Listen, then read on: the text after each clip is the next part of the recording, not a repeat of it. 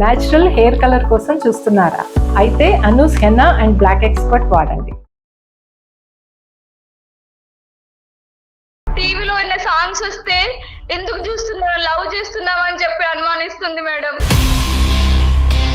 Phone పట్టుకుని jokes చూసినా కానీ ఎందుకు అంతగా నవ్వుతున్నావు అని అడుగుతుంది మేడం. మరి లంచ్ బాక్స్ తినకుంటే కూడా ఎవరితో బయటకు వెళ్ళావు అని చెప్పి అనుమానిస్తుంది సార్. చెప్పకుండా ఇంట్లో నుంచి వెళ్ళిపోయాడు సార్ మా తమ్ముడు.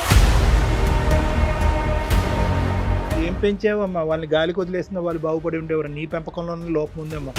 తల్లిదండ్రులు లేకపోవడం ఒక దురదృష్టం అయితే, నువ్వు దగ్గరుండి పెంచడం ఇంకో దురదృష్టం అనేటటువంటి అవమానం. అప్పటి నుంచి మా అక్క నన్ను టార్చర్ చేస్తుంది సార్, చాలా అనుమానిస్తుంది సార్. నా వల్ల అవ్వట్లేదు సార్. మా అక్కనే మాటలు తీసుకోలేకపోతున్నాను సార్. కొన్నిసార్లు చనిపోదాం అనుకున్నాను సార్.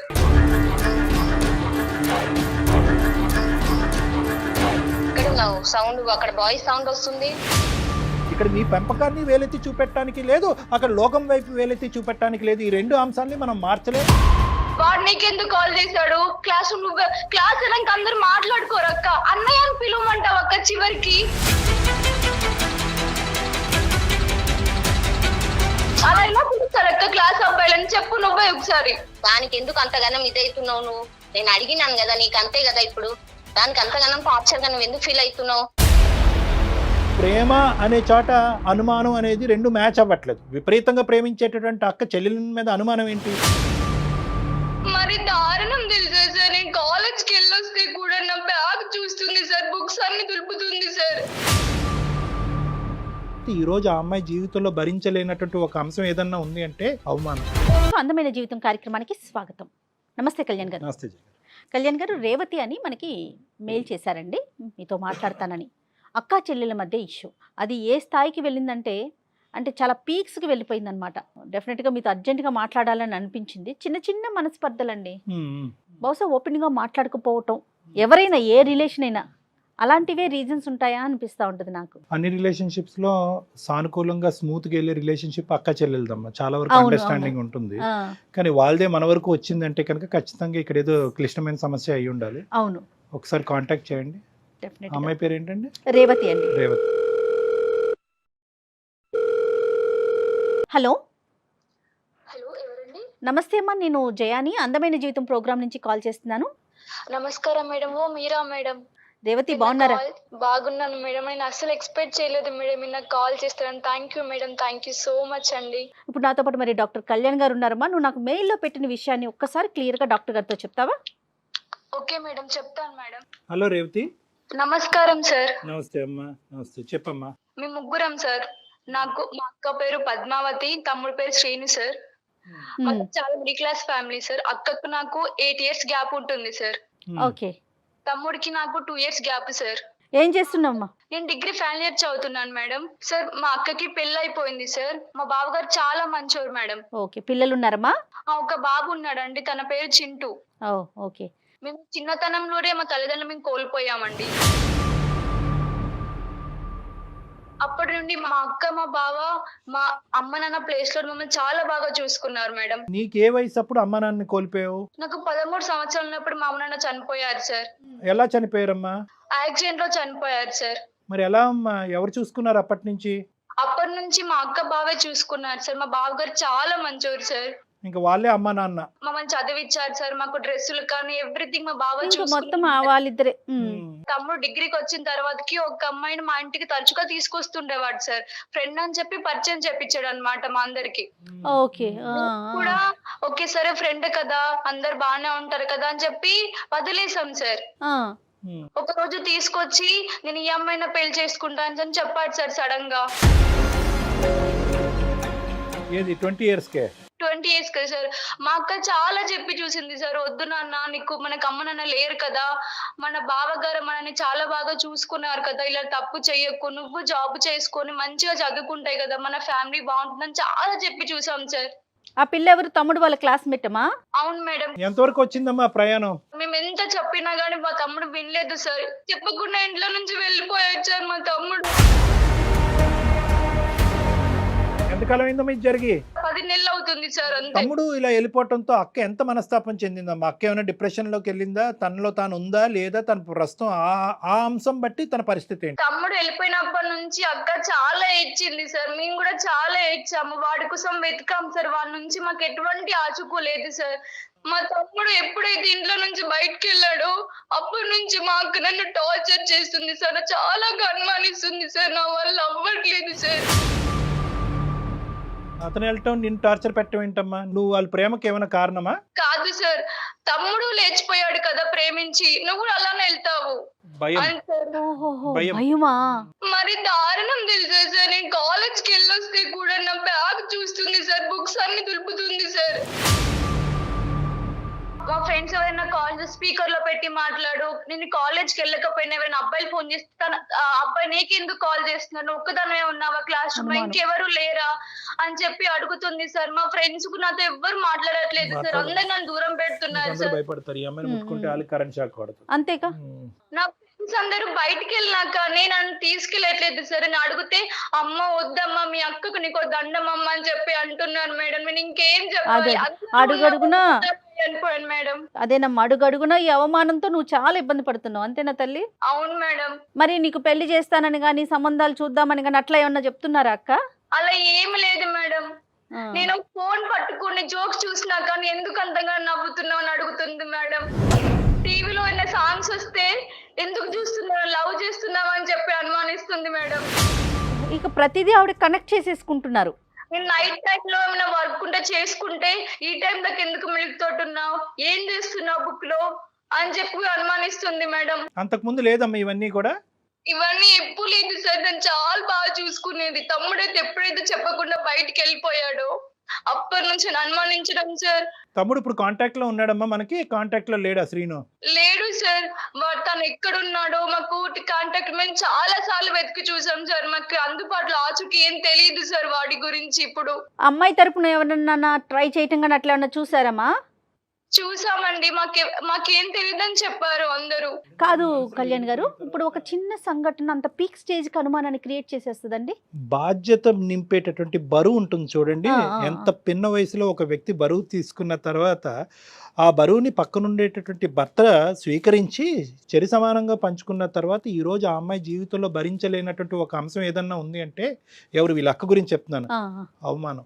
అవమానంతోనే ఒక తల్లిదండ్రులు పడేటటువంటి అవమానం, చిన్నప్పటి నుంచి ఆ వయసు నుంచే బరువు బాధ్యతలు పెంచుకుని ఈ స్థాయి వరకు వచ్చి భర్త చేతి కూడా అంగీకరించి చింటూ అనే చిన్నోడితో పాటు వీళ్ళిద్దరిని కాపాడుకుంటూ వచ్చింది చూడండి. ఇప్పుడు ఏం పెంచావమ్మా? వాళ్ళని గాలికి వదిలేసిన వాళ్ళు బాగుపడి ఉండేవారు. నీ పెంపకంలోనే లోపం ఉందేమ్మా. తల్లిదండ్రులు లేకపోవడం ఒక దురదృష్టం అయితే నువ్వు దగ్గరుండి పెంచడం ఇంకో దురదృష్టం అనేటటువంటి అవమానం, అది అక్కడ జరిగేటటువంటి అవమానంలోంచి వచ్చే భయం, భయంలోంచి వచ్చే అనుమానం.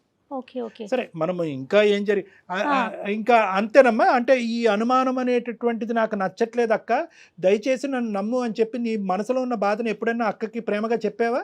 చెప్పడానికి చాలా ప్రయత్నించాను సార్. నువ్వు చేసిన తప్పుకి కప్పు పుచ్చుకుంటున్నావు అంటుంది సార్. ఇంకా చెప్పడం కూడా మానేశాను సార్. కానీ ఒక పాయింట్ టు బి నోటెడ్ కదమ్మా రేవతి, తమ్ముడు ఇలా చేస్తాడని చెప్పి నువ్వు కానీ అక్క కానీ ఎక్కడా కూడా కల్లో కూడా అనుకోలే కదా? అనుకోలేదు సార్. ఓకే, సో అది అందరికి ఒక పెద్ద షాక్ అయిపోయింది, నీకు కూడా కదా? అవును సార్. నేను ఎందుకనంటే సార్ మా అక్క నన్ను చాలా బాగా చూసుకుంటుంది సార్. ఇప్పుడు అలా ఎవరు సార్ ఇప్పుడు చూసేది? బావ కూడా చాలా మంచివారు సార్. మా తండ్రి స్థానం తీసుకుని చూసుకున్నాను. తమ్ముడు చేసిన పాపం నీకు శాపం అయింది అంతే. మరి ఇప్పుడు బావ పాత్ర ఏంటి నాన్న? అప్పుడు తమ్ముడు ఇట్లా చేయటం వల్ల ఆయన ఎలా ఉంటున్నారు? నీతో అక్కలాగానే బిహేవ్ చేస్తున్నారా, ఆయన నార్మల్ గానే ఉంటున్నారా? బావగారు కూడా అలానే అన్నారంటే సార్ మా అక్కతో. మా అక్క వచ్చి మాకు చెప్పేది, మీ తమ్ముడికి తమ్ముడు వెళ్ళిపోయాడు కదా. తమ్ముడు అంటే కనుక మీ ఇద్దరికి ప్రత్యేకంగా అక్కకి చాలా అటాచ్మెంట్. ఎందుకంటే దగ్గర దగ్గర వాళ్ళిద్దరి మధ్యన 10-12 సంవత్సరాలు తేడా ఉంది కదా. సో ఆటోమేటిక్గా ఏంటంటే వాళ్ళ అక్క తమ్ముడు అనే దానికంటే తల్లి కొడుకుల్లాగా ప్రయాణము. చింటూ ఎంతో తమ్ముడిని కూడా అలాగే చూస్తుంటది. సరేనమ్మా, ఇవన్నీ నడుస్తున్నాయి. ఇప్పుడు మాకు ఫోన్ చేయడానికి కారణం ఏంటమ్మా? సార్ ఇవన్నీ నేను తట్టుకోలేకపోతున్నాను సార్. మరి లంచ్ బాక్స్ తినకుంటే కూడా ఎవరితో బయటకు వెళ్ళావు అని చెప్పి అనుమానిస్తుంది సార్. ఇక ప్రతి అడుగుని ఆవిడ అనుమానంగానే చూస్తున్నారు, అంతేనమ్మా? అవును మేడం. నేను మా అక్క వాళ్ళ బాబు కోసం చాక్లెట్స్ తీసుకొచ్చిన కానీ నీకు ఎవరిచ్చారు చాక్లెట్స్, ఇప్పుడు వీడి పైన చెప్తున్నావు అని కూడా అంటుంది మేడం.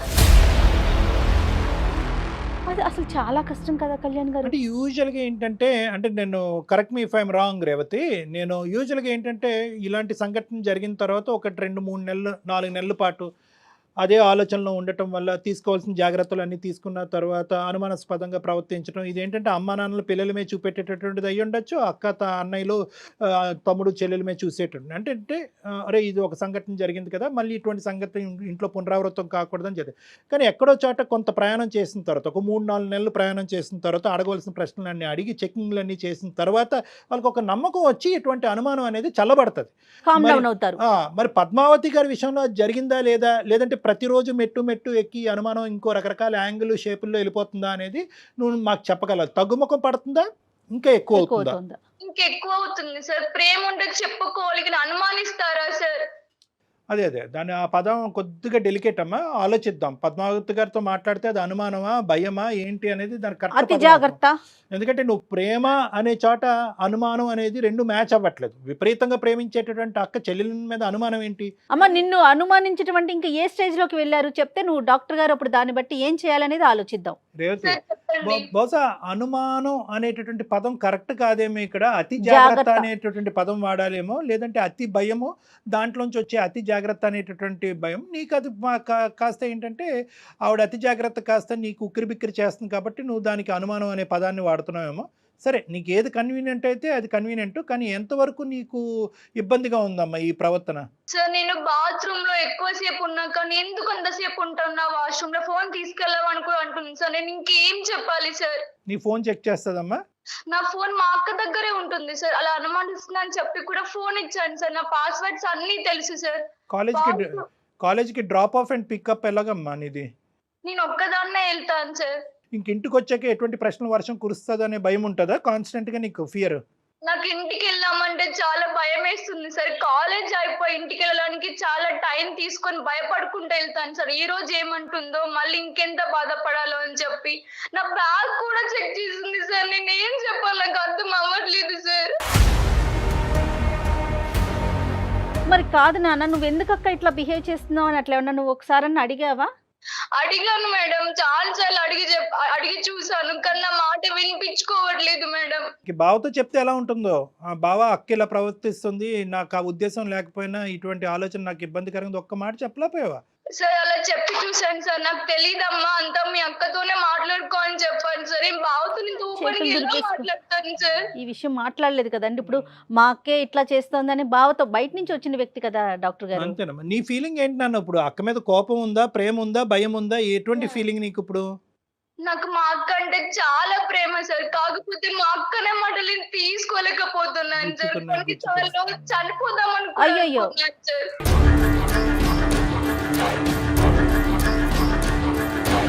అవును, అదేం కాదులే అమ్మ రేవతి, ఇది బేసిక్ మిస్అండర్స్టాండింగ్. బహుశా అక్క పాయింట్ ఆఫ్ వ్యూలోంచి ఏంటి అనేది మనం ఒకసారి ఆలోచించగలిగితే కనుక ఇష్యూని రిజాల్వ్ చేయొచ్చు. నీ పాయింట్ ఆఫ్ వ్యూలోంచి అనుమానం, కానీ వాస్తవానికి అక్క మనసులో ఏం పరిగెడుతుంది అన్నది కూడా మనం కనుక్కోవాలి. ఒకసారి మరి అక్కకి లైన్ కనెక్ట్ చేయమా, చెప్పు ఇట్లా మేము ఉన్నామని చెప్పి.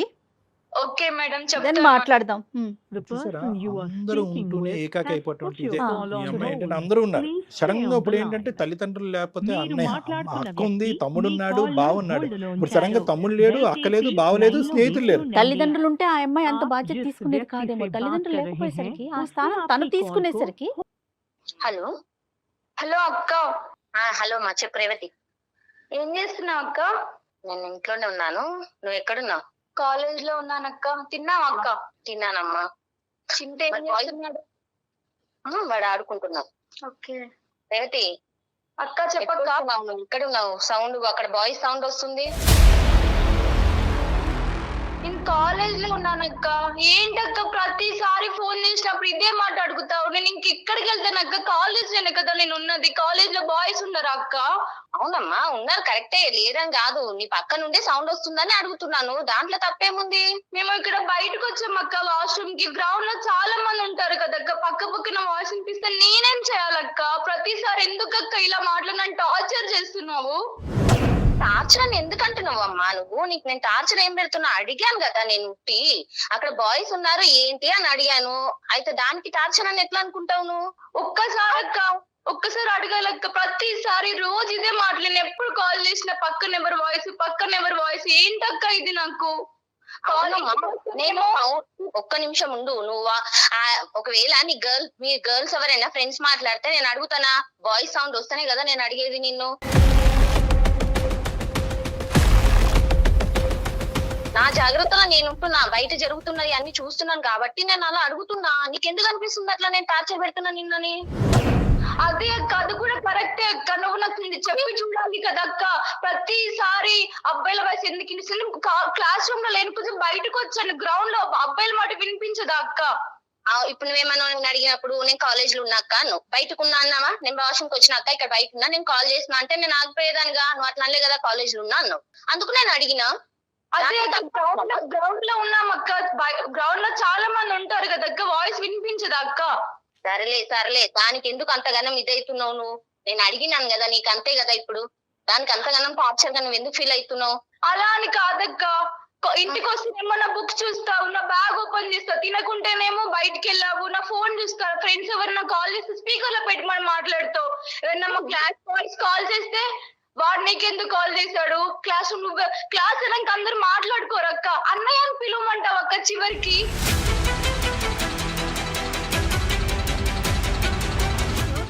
అలా ఎలా పిలుస్తారు అక్క క్లాస్ అబ్బాయిలని? చెప్పు నువ్వే ఒకసారి. ఒకసారి ఆగమ్మా, నువ్వు అన్ని కానీ అసలు ఎందుకు అట్లా మాట్లాడుతున్నావు? నువ్వు ఇంటికి రా, ఇంటికి వచ్చినాక మాట్లాడదాం. ఇవన్నీ ఫోన్ లో ఎందుకు మాట్లాడుతున్నావు ఇప్పుడు? నాకు అక్క ఒకటి చెప్తున్నాను విను. నాకు నీ అనుమానం నా వల్ల అవ్వట్లేదు అక్క. నేను అందమైన జీతానికి కాల్ చేశాను అక్క, సార్ తో మాట్లాడండి అక్క. అక్కడికి ఎందుకు వెళ్ళినావమ్మా నువ్వు? ఏం చేయాలక్క? నేను చెప్తే నువ్వు నాకు పట్టించుకోవట్లేదు, అనుమానిస్తున్నావు. నాకు చెప్పుకోవడానికి మనుషుల కరువయ్యారక్క. అందుకే సార్ అప్రోచ్ అయ్యాను నేను.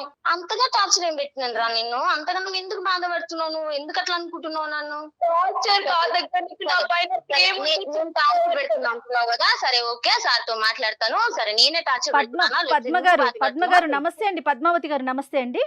నమస్తే మేడం. నమస్తే అండి. నేను జయానండి, అందమైన జీవితం ప్రోగ్రామ్ లో ఉన్నాము. నాతో పాటు డాక్టర్ కళ్యాణ్ చక్రవర్తి గారు కూడా ఉన్నారు. రేవతితో ఇంతకు ముందే మేము మాట్లాడామండి. సరే ఒకసారి మీతో కూడా, అంటే మీ పర్మిషన్ లేకుండా మిమ్మల్ని మేము కాల్లోకి తీసుకున్నాము. తను ఫోన్ మాట్లాడిన మొదటి నుంచి ఇప్పటి వరకు కూడా మా అక్క అంటే నాకు ప్రాణం, నేనంటే మా అక్కకి ప్రాణం, ఇదే చెప్తా ఉందండి. కానీ ఈ అనుమానం అనే ఈ పదాన్ని ఎంత ప్రాణము ప్రేమ వింటున్నాము, అనుమానం అనే పదాన్ని కూడా తను మొదలు పెట్టిన దగ్గర నుంచి అదే చెప్తా ఉంది. పద్మావతి గారు నమస్తే అమ్మా. నమస్కారం సార్. నమస్తే అమ్మా. ఫస్ట్ ఆఫ్ ఆల్ ఏంటంటే మీలాంటి మంచి వ్యక్తుల్ని అభినందించాలి, ఆశీర్వదించాలి. మీలాంటి వాళ్ళు ఈ భూప్రపంచం మీద మళ్ళీ మళ్ళీ పుట్టాలి అని కోరుకోవాలి. ఎందుకంటేనమ్మా చిన్న విషయం కాదు. ఎందుకు అంటే సుమారుగా మీకు ఎంత ఉంటాయి అప్పుడు 21-22 సంవత్సరాల వయసులో తల్లిదండ్రులు ఇద్దరు పోగొట్టుకున్నటువంటి ఇద్దరు పిన్న వయసులో ఉండేటటువంటి ఇద్దరు పిల్లల్ని మీరు కాపాడుకుంటూ ఈ మంచి విషయాలన్నీ మీ రేవతి చెప్పిందమ్మో మాకు ఇంకో విధంగా తెలియదు. అంటే ఆ పిన్న వయసులో ఉండేటటువంటి అప్పుడప్పుడే పెళ్ళైనటువంటి ఆడపిల్ల వాళ్ళిద్దరిని పెంచి పెద్ద చేసి చదివించుకుని ఆలనా పాలనా చూసుకుంటూ దాంతోపాటు భర్తను కూడా కాపాడుకుంటూ తన కుటుంబాన్ని నడిపించుకుంటూ భర్తకి ఇబ్బంది లేకుండా ఈ భర్త యొక్క ఆశీర్వాదం కూడా తీసుకుంటూ వీళ్ళని కాపాడుకుంటూ ఇంత ముందుకు తీసుకురావటం అనేటటువంటిది మానవ మాత్రుడికి చాలా కష్టమైనటువంటిది. అది మీరు సక్సెస్ఫుల్గా చేశారు అనేటటువంటిది నా అభిప్రాయం కదమ్మా. సో ఫస్ట్ ఆఫ్ ఆల్ నేను ఏంటంటే అందు గురించి ఫస్ట్ మీరు కొద్దిగా చల్లబడతారని చెప్పి మీలో ఉండేటటువంటి 4 గొప్ప గుణాలను నేను చాలా రేర్గా చూసేటటువంటి గొప్ప అంశాలని మీకు నేను మళ్ళీ విడమర్చి చెప్పడం అనేది జరుగుతుంది. దానికి మీకు అభినందనలు. చాలా సంతోషం అమ్మా మీలాంటి వ్యక్తులతో మాట్లాడటం అనేటటువంటిది. రేవతి గారు ఈరోజు మాకు ప్రధానంగా కాల్ చేయడానికి ప్రధానమైనటువంటి అంశం ఏంటంటే అక్క ప్రేమ కరువయ్యిందో, లేదంటే అక్క అంటే నాకు ఇష్టం లేదనో, అక్క అంటే కోపంగా ఉందనో, మా ఇద్దరి మధ్య ప్రేమ ఇదివరకు ఉండేది ఇప్పుడు తెగిపోయిందనే ఉద్దేశం అన్నది కాదు. ప్రేమ అనేటటువంటిది ఈరోజు అవరోధులు దాటి అంటే పరిధులు దాటి ఇంకో లెవెల్కి వెళ్ళిపోయిందండి. ఆ ప్రేమ అనేటటువంటిది కాస్త దాని యొక్క మీనింగ్ మారిపోయి అనుమానం అనేటటువంటి ఏరియాలోకి వెళ్ళిపోయింది అని చెప్పి ఆ అమ్మాయి బాధపడుతుంది. ఇది అనుమానం అంటారా, జాగ్రత్త అంటారా, ఏమిటి అసలు మీకు జరుగుతుంది? అందులో ఏంటంటే ఆ అమ్మాయి చెప్పటమే కాకుండా ఇప్పుడు మేము లైవ్లో కూడా విన్నాం. పక్కన బాయ్స్ మాట వినిపిస్తూ ఉంటే కనుక అబ్బాయిల మాట ఎందుకు వినిపిస్తుంది? నువ్వు క్లాస్ రూమ్లో ఉన్నాను అని అన్నావు కానీ గ్రౌండ్లో వాష్రూమ్ దగ్గర లేనన్నావు కదా. నువ్వు చెప్తే కరెక్ట్గా చెప్పాలి కదా. నేను ఈ మాత్రం అనేటటువంటి దానికి నువ్వు అంత రియాక్ట్ అవ్వాల్సినటువంటి అవసరం ఏంటంటే మీరు మాట అంటున్నారు, ఆ అమ్మాయికి ఇబ్బందిగా ఉంటుంది, ఆ అమ్మాయి ఇబ్బంది పడటం వల్ల ఆ అమ్మాయి రియాక్ట్ అవుతుంది. అసలు ఏం జరుగుతుంది మీ ఇద్దరి మధ్యన? ఇప్పుడు మీరు విన్నారు కదా సార్, జస్ట్ నేను తనని అడిగాను ఏమని, ఎక్కడ ఉన్నావు అమ్మా అంటే కాలేజ్ లో ఉన్నాను, పక్కన వాయిస్ వస్తుందని అడిగాను సార్, నేను కాదనట్లేదు. ఎందుకంటే నేను జాగ్రత్తగా ఆల్రెడీ మా తమ్ముడు మ్యారేజ్ చేసుకున్నాడు సార్. అదే నేను ఇంత కష్టపడి ఇంత పెంచి ఇంత చేసినా గానీ వాడు నా మాట వినకుండా వెళ్ళి ఒక అమ్మాయిని మ్యారేజ్ చేసుకున్నాడు. వాడంటే సరే చేసుకున్నాడు, బాయ్ వాడు ఎట్లాగైనా ఇది చేసుకుంటాడు, మనకి వాడికి వదిలేసినాను. కానీ మా ఆడపిల్ల కదా సార్, రేపు ఇట్లాంటి పరిస్థితి వస్తే రేపు ఒక మంచోడు ఉండొచ్చు, మంచోడు ఉండకపోవచ్చు. నేను పడింది జాగ్రత్త తన కోసమే. ఇన్నేళ్ళు నేను పెంచి సాధిన దాన్ని ఇప్పుడు ఎందుకు సార్ నేను ఆమెకు టార్చర్ ఇస్తాను? పాయింట్ టు బి నోటెడ్ అమ్మా, మంచి మాట మీరు అన్నారు. ఎందుకంటే ఇక్కడ ఒక చిన్న యుద్ధం జరుగుతుంది. అంటే ఏంటంటే ప్రేమ వల్ల నాకు వచ్చేటటువంటి హక్కులు, పెంచటం వల్ల నాకు వచ్చేటటువంటి హక్కులు అనేటటువంటి విధంగా నా బిడ్డల్ని నేను కాపాడుకోతాను. నేను బిడ్డే అంటానమ్మా, నేను నీ చెల్లి అన్ను, నీ బిడ్డ అంటాను. నీ బిడ్డను కాపాడుకునేటటువంటి హక్కు నాకు ఉంది అనేటటువంటి పదాలు మీరు అంటున్నారు. కానీ ఆ అమ్మాయి ఏమనుకుంటుంది అంటే కనుక తమ్ముడు అలా వెళ్ళిపోవటం అనేటటువంటిది అక్కకి ఎంత బాధగా ఉందో నేను ఇంకో అక్కగా నేను అంతే బాధపడుతున్నాను. తమ్ముడు అలా వెళ్ళిపోవటం వల్ల నేను ఇంకొక 2 ఆకులు ఎక్కువ తిని నేను ఒక 2 అతిగా నేను నా గురించి ఎక్కువ జాగ్రత్త పడతానే కానీ మళ్ళీ మా అక్కకి మళ్ళీ ముళ్ళుతో నేను గుచ్చుతానా, మా అక్కని బాధ పెడతానా, ఈ ప్రేమను నేను చంపుకుంటానా అనేటటువంటిది ఆ అమ్మాయి వర్జన్. సో ఇక్కడ ఏంటంటే మీరు జాగ్రత్త పడటం అనేటటువంటిది ఎంతవరకు ఆ అమ్మాయిగా కూడా సైకలాజికల్గా తనే ఎక్కువ జాగ్రత్త పడుతుంది. ఇంక ఈ ప్రత్యేకమైనటువంటి జాగ్రత్తను కాస్త అనుమానం, అవమానం, తర్వాత టార్చర్ అనే పదాలు వాడేస్తుంది అనమాట ఆ అమ్మాయి ఇప్పుడు. కాదండి పద్మావతి గారు, జాగ్రత్తగా ఇప్పుడు డాక్టర్ గారు చెప్పినట్లుగా నిజంగా మిమ్మల్ని తల్లితోనే పోల్చాలి. మీరు బిడ్డల్ని చాలా కంటికి రెప్పలాగా కాపాడుకుంటున్నారు, జాగ్రత్తగా చూసుకోవాలి. కానీ అతి జాగ్రత్త అనే విషయం చాలా అతిగా చేస్తున్నారు మా పెద్దలు అనే ఫీలింగ్ పిల్లలకు కలగకూడదు కదా. తను ఆ సిచ్యువేషన్ లో ఉంది చెల్లి అంటే రేవతి. అంటే ఇక్కడ ఏంటంటే ఇప్పుడు మీ వర్జన్ మేము వినాలి అనుకుంటున్నాం పద్మావతి గారు. అంటే తమ్ముడు అనేటటువంటిది, అంటే మీ తమ్ముడు దగ్గర మీకంటే ఒక 10 సంవత్సరాలు చిన్నవాడు, మీ కొడుకు లాంటి వాడు చింటూతో సమానం, మీ అబ్బాయి చింటూతో సమానంగా పెంచుకున్నటువంటి వాడు 20 సంవత్సరాలు వచ్చేటప్పటికి ఒక అమ్మాయిని ప్రేమించి ఇంట్లోంచి వెళ్ళిపోవటం వల్ల మీరు ఎటువంటి అవమానాలు, ఎటువంటి బాధలు మీరు భరించేటటువంటి పరిస్థితి వచ్చిందని దాన్ని బట్టి మనకు అర్థమవుతుంది మీరు ఎందుకు ఈ లెవెల్కి వెళ్ళారు. మా అమ్మ చిన్నప్పుడే వాళ్ళు చిన్నగా ఉన్నప్పుడే మా అమ్మ చనిపోతే వాళ్ళని ఎంతగా నేను నా భర్తను ఒప్పించుకొని చేసి నేను వాళ్ళని పెంచాను సార్. అసలు ఇది చాలా గొప్ప విషయం అండి. దీంట్లో అసలు ఎటువంటి సందేహం లేదు. ఇప్పుడు మీరు ఆవిడ పెంచడం వేరు డాక్టర్ గారు, వచ్చిన అతన్ని కూడా సర్ది చెప్పుకొని, అంతే కదా, ఇద్దరు పిల్లలు కదా, ఒకళ్ళు కాదు కదా, చెల్లి తమ్ముడు ఇద్దరిని పెంచాలంటే అతని సహాయం ఎంత కావాలి, దానికి అతన్ని ఎంతగా ఒప్పించాలి ఈ అమ్మాయి. అమ్మ అది మీ పెళ్ళి అయిన తర్వాత అమ్మ నాన్న చనిపోయారా, పెళ్లికి ముందా అమ్మ? నా పెళ్ళయ్యాక చనిపోయారు సార్. మీ భర్త దగ్గర నుంచి ఎక్కడ మీకు రెసిస్టెన్స్ రాలేదమ్మా? మీ మాటకు అడ్డొస్తున్నాను, ఎక్కడ రెసిస్టెన్స్ రాలేదా మీ వారి నుంచి? ఇదేంటి మన జీవితం మనం చూసుకుందాం, వాళ్ళిద్దరు ఎందుకని ఎప్పుడు రాలేదా? సార్ వచ్చాయి సార్, ఎన్నో వచ్చాయి. కానీ వాళ్ళకి ఎవరు లేరు కాబట్టి నేను నా భర్తను ఒప్పించుకొని నా భర్తతో మాటలు పడుతూ పిల్లల్ని సాదుకుంటూ వచ్చాను సార్. నేను ఇప్పటి వరకు ఇంత పెద్దగా చేసింది అందుకే సార్. ఎందుకంటే అమ్మ నాన్న ఉంటే నాకు ఇలాంటి పరిస్థితి ఉండేది కాదు. ఎప్పుడో ఒక్కోసారి అంటారు కదా సార్ భర్త అయినా గానీ మామూలుగా, కానీ అయినా కానీ నా భర్త అన్నా కూడా మళ్ళీ దగ్గరికి తీసుకొని మళ్ళీ చూసేవాడే గానీ పిల్లల్ని మాత్రం ఏం అనేవాడు కాదు. ఇప్పటికి అడగండి, మీరు రేవతిని అడగండి, ఒక్క రోజన్నా ఏమన్నా అన్నారేమో అడగండి. లేదు అతని నుంచి ఏం కంప్లైంట్ ఏం లేదమ్మా మనకి. ఏదున్నా మా ఇద్దరి మధ్యలో ఉండేది, మేమే అనుకునేది, మేమే మళ్ళీ అయ్యేది. పిల్లల్ని మాత్రం మంచిగా చదివిస్తూ చేస్తూ మేమిద్దరం కష్టపడుకుంటూ మేము వాళ్ళని చదివించుకుంటూ మేము ఇంతవరకు తెచ్చాం సార్. వాళ్ళ అమ్మ నాన్న చనిపోయినాక వీళ్ళని మేము సాధినాం. నా బిడ్డల్లాగా చదువుకున్నాను నేను, ఒక్క కొడుకుతోటే ఆగిపోయినా. ఎందుకంటే చాలు వీళ్ళు ఉన్నారు ఇంకా వద్దు అని చెప్పి నా భర్తకు అలా చెప్పి కూడా నేను ఆగిపోయినాను సార్. రియల్లీ గ్రేట్ అండి పద్మావతి గారు, నిజంగా అండి, నిజంగా. కానీ ఇక్కడ ఏంటంటే మీ యొక్క త్యాగం కంటే నీ భర్త యొక్క త్యాగాన్ని మనం కొనియాడాలమ్మా. ఎందుకంటే నిజంగా ఒక బయట నుంచి వచ్చినటువంటి మీ కుటుంబంతో ఎటువంటి సంబంధం లేనటువంటి వ్యక్తి ఏదో అడపదడప కొన్ని కొర్రీలు వేయచ్చు, ఇదెందుకు మనకు తలకాయ నొప్పి అనేటటువంటి విధంగా అనొచ్చు. కానీ ఫైనల్గా అతను యాక్సెప్ట్ చేసి ఫైనాన్షియల్గా సపోర్ట్ చేస్తూ వాళ్ళని చదువు, ఆహారం అన్నీ కూడా ప్రొవైడ్ చేసినటువంటి ఒక గొప్ప వ్యక్తి. నిజంగా మీతో ఎంత మాట్లాడుతున్నావు అతనితో ఇంకో 2 నిమిషాలు ఎక్కువే మాట్లాడాలేమో. కానీ ఈ అబ్బాయి వెళ్ళిపోయిన తర్వాత పరిస్థితి ఏంటమ్మా? మీ తమ్ముడు ఇంట్లోంచి పారిపోయిన తర్వాత అతని యొక్క రియాక్షన్ ఏంటి, మీ హస్బెండ్ యొక్క రియాక్షన్? మా హస్బెండ్ తో చాలా ఇదయ్యాను సార్, చెప్పుకోలేను సార్ నేను. ఎందుకు అంటే చిన్న పిల్లల నుండి నువ్వు చూసుకుంటూ వస్తే నీ మీద నిన్ను తన్ని ఎట్లా పోయిండ్రో మంచిగా అయిందా అన్న మాటలు గాడికించి ఎన్నో ఉన్నాయి సార్. బుద్ధి నేను వచ్చిందా ఇప్పుడు ఏం అని. చెప్పుకోలేను, ఎందుకంటే ఈ నా భర్త నన్ను అన్నాడని రేవతికి తెలిస్తే రేవతి ఇంకా ఇది అవుతుంది. ఆమె ఆడపిల్ల, అరే మా అక్కకి ఇంత బాధ అవుతుందని రేపు తనేమన్నా అయింది అనుకో, నేను చేసిన దానికి ఏం వాల్యూ ఉండదు సార్. ఇంత పెంచి ఇంత చేసి నేను సూపర్. రేపు ఆ పిల్లకి ఏమన్నా అయ్యింది అనుకో, ఇంకా నేను ఇంతగానం చేసి నేను వేస్ట్ సార్. నేను అసలు అంతేగా. ఉండలేను సార్ ఇప్పుడు ఇంకా. మీరు చెప్పారంటే అటు బావ మీద ఎందుకు? ఉన్న గౌరవం తగ్గొచ్చు ఆ అమ్మాయికి, ఇన్ని రోజులు చూసింది తగ్గిపోతుంది కదా. అలా అమ్మా ఎందుకు నేను అంతకు ముందు ఎక్కువ అని అడిగేదాన్ని కాదు సార్. నేను ఎందుకంటే పిల్లల్ని మామూలుగా క్యాజువల్ గా వదిలేసేదాన్ని, అంతగా ఇచ్చేసేదాన్ని కాదు. ఎప్పుడైతే వీడు ఇట్లా చేసిండో, ఎప్పుడైతే వీడు మాటలు వినకపోవడం, వీడు ఇట్లా చేసిండో, అప్పటి నుండి నేను ఈమెను కొంచెం స్ట్రిక్ట్ గా చేయడం స్టార్ట్ చేసినాను సార్. అట్లా నేను అందుకనే ప్రతి ఒక్క మాటకు నేను ఎదుగుతాను. ఎందుకంటే ఇవాళ ఫ్రెండ్స్ అంటారు, రేపు లవర్స్ అయిపోతున్నారు కదా సార్. బయట ఎట్లున్నారు సార్ అందరూ? అది పాయింటే, కానీ అందరూ అయిపోవట్లేదమ్మా. ఇందాక నేను ఒక పాయింట్ నేను చెప్పాను పద్మావతి గారు, మీరు క్యాచ్ చేయలేదు. అంటే ఏంటంటే తమ్ముడు వెళ్ళిపోయినటువంటి బాధ పద్మావతి గారికి ఎంత ఉందో రేవతికి కూడా అంతే ఉంది. Yes yes. ఇప్పుడు ఈ రేవతి యొక్క అమ్మాయి యొక్క సైకాలజీ ఏంటి అనేటటువంటిది మా అందరికంటే బాగా తెలిసిన వ్యక్తి ఎవరన్నా ఉన్నారంటే అది పద్మావతి గారు. పుండుమే కారం జల్లుతుందా? జల్లదుగా. ఇంకా ఏంటంటే ఒక 2 ఎక్కువ జాగ్రత్తలే ఆ అమ్మాయి తీసుకుంటుంది. అమ్మో లోకం ఇలా ఉంది, ఎట్నుంచి ఏ గాలి ఎటువంటి వీస్తుందో మనకు తెలియదు, ఎటువంటి ఏ కెరటంలో మనం కొట్టిపోతామో తెలియదు. కాబట్టి మళ్ళీ మా అక్కకు అనుమానం పడకుండా, మా బావ దగ్గర నుంచి ఒక మాట పడకుండా నేను జాగ్రత్త పడాలి అనుకునే మెచ్యూరిటీ ఉందా రేవతి?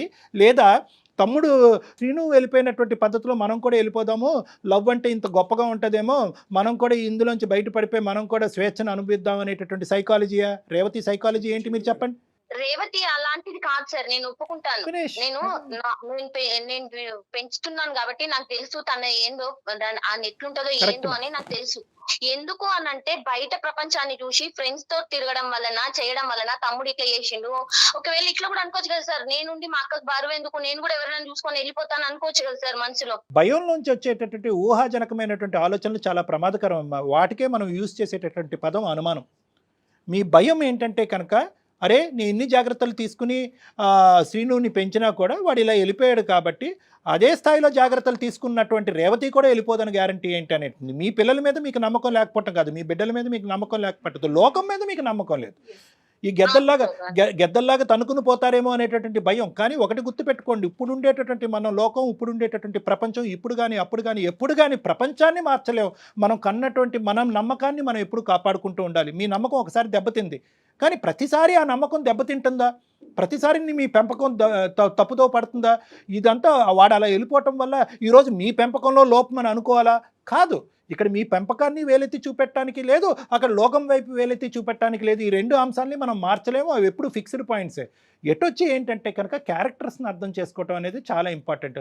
మీ అమ్మాయి చుట్టూరు 100 మంది రాక్షసులు ఉండొచ్చు, 100 మంది ఆకతాయిలు ఉండొచ్చు, 100 మంది ప్రేమికులు ఉండొచ్చు, 100 ప్రపోజల్స్ వచ్చి ఉండొచ్చు. రేవతిని ఇందాక మనం ఒక పాయింట్ అడగలేదు, ఎంతమంది అమ్మ వయసున్న ఆడపిల్లలు నీ దగ్గర ఎంతమంది అమ్మ చూడటానికి అందంగా ఉంటావో, చదవటానికి బాగా చదువుతావో, లేదంటే మంచితనాన్ని చూసి ఎంతమంది వచ్చి నిన్ను ప్రపోజ్ చేశారమ్మా అని మనం అడగలే. కానీ చాలామంది చేసుంటారు ఆ వయసులో ఉన్న ఆడపిల్లకి. అవన్నీ వచ్చి ధైర్యంగా, అక్క ఇంతమంది నన్ను ప్రపోజ్ చేసినా కూడా నేను అదంతా కూడా అక్కడికక్కడ అడ్డుకట్టేసి నీ మాట మీద ఈ కుటుంబం మీద ఉండేటటువంటి విలువ నమ్మకంతో నేను నన్ను కాపాడుకుంటూ వచ్చానమ్మా అని చెప్పి ఆ అమ్మాయి చెప్పడానికి చాలా అవకాశాలు ఉన్నాయి. కానీ ఆ అమ్మాయి మనసు విప్పి మాట్లాడటానికి మీరు అవకాశం ఇవ్వట్లేదు. జాగ్రత్త జాగ్రత్త, అతి జాగ్రత్త, విపరీతమైనటువంటి జాగ్రత్త. కాస్త అనుమానం వెళ్ళిపోయి ఆఖరికి సొంత చెల్లె ఇంత అల్లారు ముద్దుగా ప్రేమించి పెద్ద చేసినటువంటి మా అక్కని ఏమంటుందంటే అనుమానాస్పదం అనే పదం వాడేస్తుంది అమ్మాయి. చాలా బాధేస్తుంది మాకు. సార్ ఒక్క నిమిషం సార్. చెప్పమ్మ రేవతి. మా తమ్ముడు వెళ్ళినప్పుడు కూడా మా అక్క ఎంత బాధపడిందో, మా బావకి ఎంత నచ్చ చెప్పుకుందో, తను ఎంత అనుభవించిందో నేను చూసాను సార్. తన బాధ నాకు తెలుసు, ఎందుకు చేస్తాను సార్. కానీ మా అక్క నుంచి ఇలాంటి మాటలు నేను ఎప్పుడు ఎక్స్పెక్ట్ చేయలేదు సార్, తీసుకోలేకపోతున్నాను సార్. అక్క ఎన్ని మాటలు అన్నా, ఎన్ని అనుమానాస్పదంగా ఎన్ని అవమానాలు చేసినా కూడా at the end of the day ఆ సారాంశం, ఆ సమరీ ఏదన్నా ఉందంటే అది ప్రేమ. అంతే. ప్రేమ. అక్క చేసినటువంటి త్యాగాలు పోల్చుకుంటే కనుక సమాజంలో వేళ్ళ మీద లెక్క పెట్టచ్చు ఎంతమంది ఈ బాధ్యత తీసుకుని ఇన్ని త్యాగాలు చేస్తారు. అక్కతో పాటు చరి సమానంగా ప్రయాణం చేసేటటువంటి బావ, వాళ్ళిద్దరు దేవుళ్ళు లాంటి వాళ్ళు నీకు. వాళ్ళిద్దరి దగ్గర నుంచి వాళ్ళిద్దరి దగ్గర నుంచి వచ్చేటటువంటి, అంటే నేను ఏమంటున్నానంటే, కొంచెం అలా చెప్పండి సార్. అలా చెప్పే వాళ్ళు లేకుండా కూడా నా మీదకి ఏమైనా అక్క అనుమానం పడుతున్నావు అని, నేను బుక్స్ చెక్ చేస్తున్నానని, అవి చూస్తున్నానని. ఏంటంటే ఒక చెడు ఒక మంచి మధ్యన న్యాయం చెప్పడం చాలా ఈజీ అమ్మా. కానీ ఇంతమంది మంచి మనుషుల మధ్యన న్యాయం చెప్పడం నాకు చాలా కష్టంగానే ఉంది. పద్మావతి కరెక్టే, రేవతి కరెక్టే. రేవతి క్యారెక్టర్ వైజ్ చాలా కరెక్ట్, పద్మావతి పెంపకంలో సూపర్ హిట్. సో వీళ్ళిద్దరి మధ్యన నువ్వు తప్పు నువ్వు ఒప్పు అని అనట్లేదు. ఎవరికి వాళ్ళు ఒకరినొకరు అర్థం చేసుకుని ఆ మెట్టు తగ్గితే కనుక పాత ప్రేమలు మళ్ళీ చిగురిస్తాయని అంటున్నాను. ఇక్కడ ప్రధానంగా ఏంటంటే సమాజం మీద పోయినటువంటి నమ్మకం కాస్త మీ ఇద్దరి మధ్యన పోకూడదు. ఆ ప్రేమ ఇద్దరికి- కాస్త అతి ప్రేమగా మారిపోతుంది. మీ ఇప్పుడు ఏమైంది, ప్రధానంగా జరిగినటువంటి అంశం ఏంటి, శ్రీనుని చాలా జాగ్రత్తగా పెంచారు, అల్లారు ముద్దుగా పెంచారు, వాడికి ఏ కష్టం నష్టం రాకుండా పెంచారు. కానీ ఏమైంది, బయట నుంచి వచ్చేటటువంటి ఒక శక్తి, ప్రేమ అనేటువంటి శక్తి తెలిసి తెలియనటువంటి వయసులో అన్ని తన్నుకుని వెళ్ళిపోయింది. కాబట్టి మీకు అపనమ్మకం ఎవరి మీద క్రియేట్ అయింది, సమాజం మీద క్రియేట్ అయింది. ఆ అపనమ్మకం కాస్త ఎక్కడి వరకు వచ్చిందంటే రేవతి వర్సెస్ పద్మావతి మధ్యన వచ్చేసింది. కాబట్టి మీ ఇద్దరి మధ్యన నమ్మకం పెరగాలి అంటే, ఇద్దరు మంచి మనుషుల మధ్య నమ్మకం పెరగాలి, ఆ పాత అక్కా చెల్లెల్లాగా మీరిద్దరు కొనసాగాలి అంటే కనుక ప్రధానంగా కావాల్సింది ఏంటంటే మీరిద్దరూ ఎవరి బాధలేంటి, ఎవరి బలాలేంటి, ఎవరి బలహీనతలు ఏంటంటే ఓపెన్ గా ఇదివరకు మాట్లాడుకోవాలి. ఎలా మాట్లాడుకున్నారో అలా మాట్లాడుకోవాలి. ఆవిడ అనుమానంగా మాట్లాడుతుంది, అదిగో నువ్వు కూర్చుంటేనే అనుమానిస్తున్నావు అని చెప్పి అక్కని తప్పించుకునేటటువంటి పద్ధతిలో మీరు వెళ్ళిపోతున్నారు. మా అక్క పైన నాకు ఎటువంటి కోపం లేదు సార్. అతి ప్రేమ వల్ల చెప్పే విధానం నాకు నచ్చట్లేదు సార్. రైట్ అదేనా, అదే. రేవతి అక్క చెప్పక్క. ఏం లేదు తల్లి, ఎందుకంటే నీకు ఇంత బాధ అవుతుందని నేను అనుకోలేదు. నువ్వు అందమైన జీవితాన్ని వరకు వెళ్తామని నేను అసలు అనుకోలేదు. ఎందుకంటే నాకు చెప్పేవాళ్ళు కూడా కావాలి కదా. ఎందుకంటే నేను నిన్ను ఎంతగా ప్రేమించి ఎంతగా చూసిందో నీకు తెలుసు కదనే. నువ్వు ఇప్పుడు అక్కడికి వెళ్ళి ఆ సార్ మనకి ఎంతగా నచ్చ చెప్పిండు, ఇప్పుడు ఎంత మంచిగా చెప్తున్నాడు. ఎందుకంటే అట్లా చెప్తే కనీసం వీళ్ళు చెప్పినా గానీ నువ్వు విన్నా గానీ నీ మైండ్ లో కూడా మంచి మనసు వస్తుంది నీకు. అలా చెయ్యొద్దు అనే మనసు అన్నా వస్తుంది నీకు.